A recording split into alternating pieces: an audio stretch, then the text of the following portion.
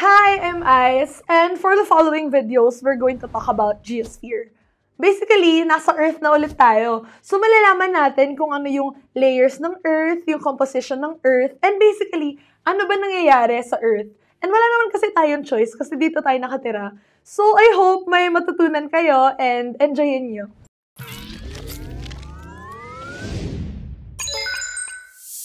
The question is, which is true about the layers of the Earth?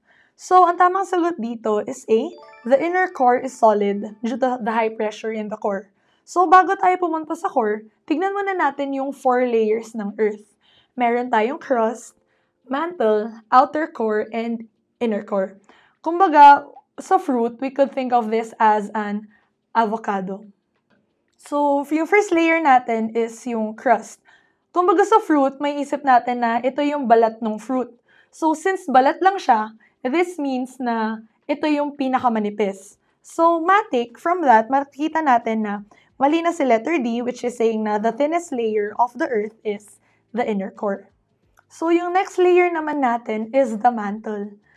The mantle is the thickest part of the Earth. So, in fact, sa sobrang thick niya, nahati siya into 2. Kumbaga sa avocado, may isip natin ito yung edible part ng avocado or yung meat.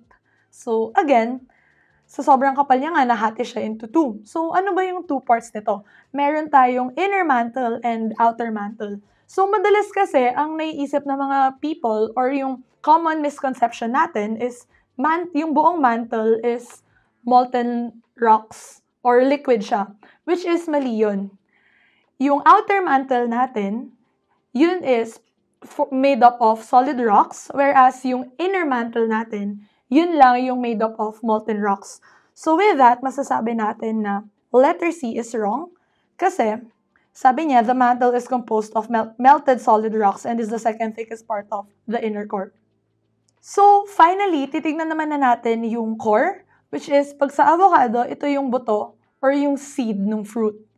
So, our core is actually divided also into 2, which is the outer core and the inner core. For the outer core, isipin natin na sa sobrang lalim niya, edi sobrang init na siya. So, liquid na siya kasi lahat ng rocks dito ay nagme-melt. Whereas yung sa inner core naman, may isip natin na, sobrang lalim na niya, edi dapat liquid din siya. Well, hindi. Sa sobrang lalim niya, tumataas din yung pressure niya. So, lahat ng molten rocks natin, nagiging solid ulit. With that, masasabi natin na mali si letter B, which says that the outer and inner core are both solid due to high pressure. Kasi dapat yung inner core lang. So, the question asks, which of the following refers to the discontinuity between the lower mantle and the outer core? So, based kasi sa definition natin ng discontinuities na to, ang tamang sagot is letter A, yung Gutenberg discontinuity. So, para malaman natin kung ano yung iba pang types of discontinuities, tignan lang natin tong diagram na to. So, actually, meron tayong, nakikita natin, 5 types of discontinuities. Pero ang madalas lang natin tinitignan is yung Mohorovičić, yung Repetty, yung Gutenberg, and yung Lehmann. So, question is, bakit di natin tinitignan masyado yung Conrad discontinuity? Kasi alam natin na yung crust, very manipis lang siya. So, usually, hindi na natin tinitignan yung upper and lower layer ng crust. So, for this question, we're going to recall the continental drift theory, which basically states that all continents drifted apart due to movement in the lithosphere. So, yung tanong dito is, ano ba dito yung hindi nag-a-affirm sa introductory theory ni Alfred Wegener? So, ang sagot dito is letter D. Computer and drawing simulation shows that continents are very likely a part of a single landmass called Pangaea. So, you might be thinking, hindi ba Pangaea naman talaga? Well, that's right, na Pangaea naman talaga, pero nalaman natin to through fossils and rock formations and not necessarily through computer drawing simulations. So, paano nga ba na-theorize ni Wegener tong continental drift theory na to?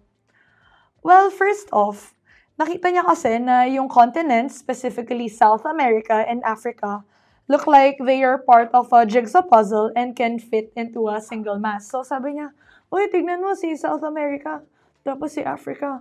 Shook, shook, shook. Hala, pwede silang mag-fit together. So, yun yung unang part.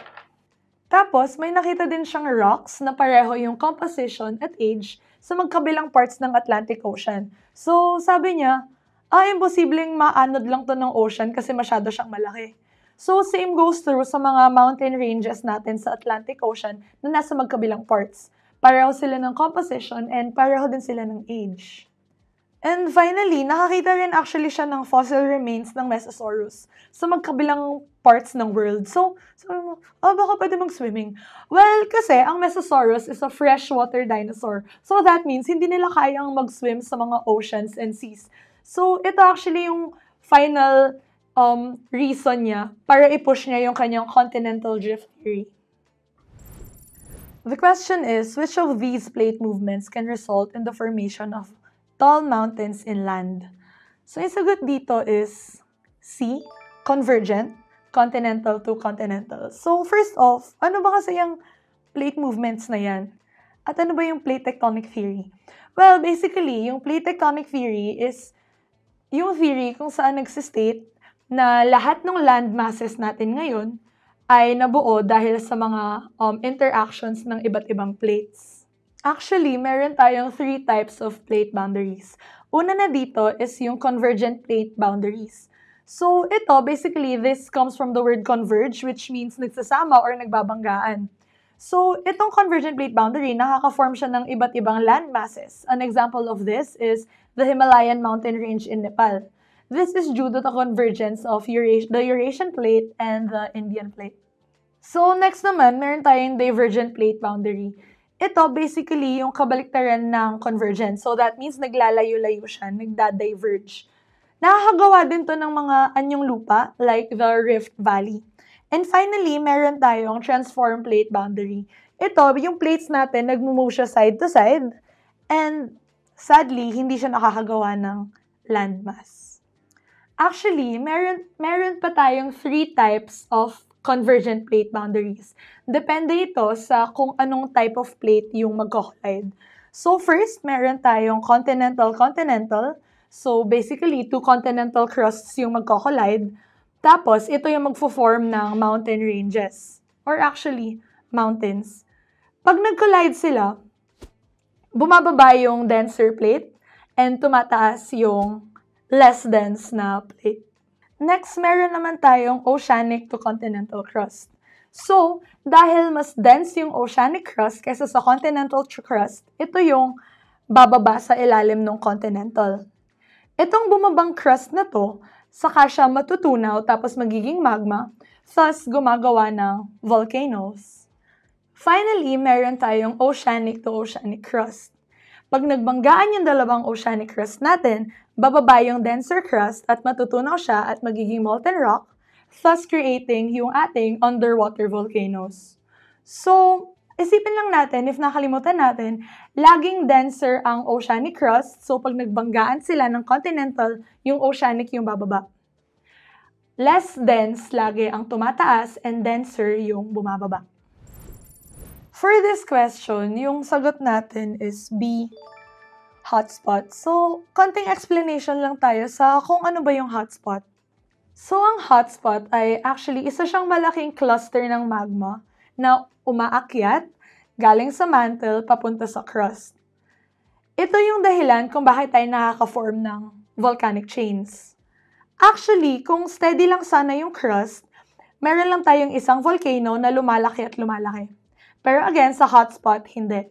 Gumagalaw yung crust na pumapaibabaw sa ating cluster of magma, thus causing us to have a series of volcanoes or also known as, again, a volcanic chain.